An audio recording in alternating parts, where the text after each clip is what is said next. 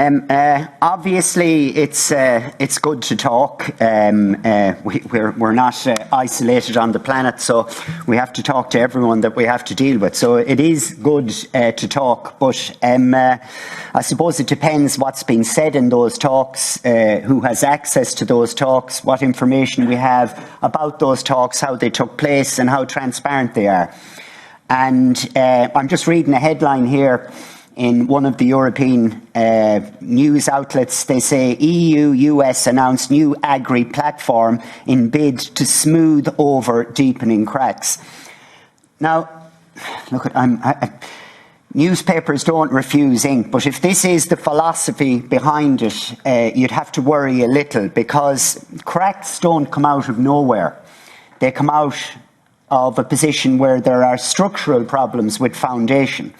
And smoothing over cracks doesn't work really, because all you're doing is basically pretending there are no bigger structural problems. So I hope it isn't a case of you actually are smoothing over the cracks. In other words, the cracks of we're not happy with what was being proposed in TTIP, how agriculture really was being sold out for other industries, etc. They are more than cracks. They are massive problems that European society and the citizens have with it. So it isn't going to be as simple as smoothing over cracks. You've got to start from the beginning. You've got to start from the foundations and talk to people around Europe and the US and ask them what they want, rather than a top-down sort of a system.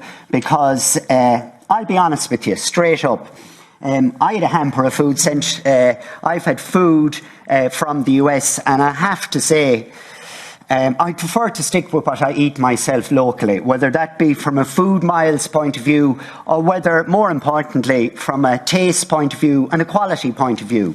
And maybe some people in the US might say different, but it would worry me, the idea that a lot of the stuff that's on the plate in the US would end up on my dinner plate or on my children's dinner plate. So can we please, it's good to talk, I'll say it again, we're not smoothing over cracks here. There are massive differences, and I'm delighted to say, between the two sides.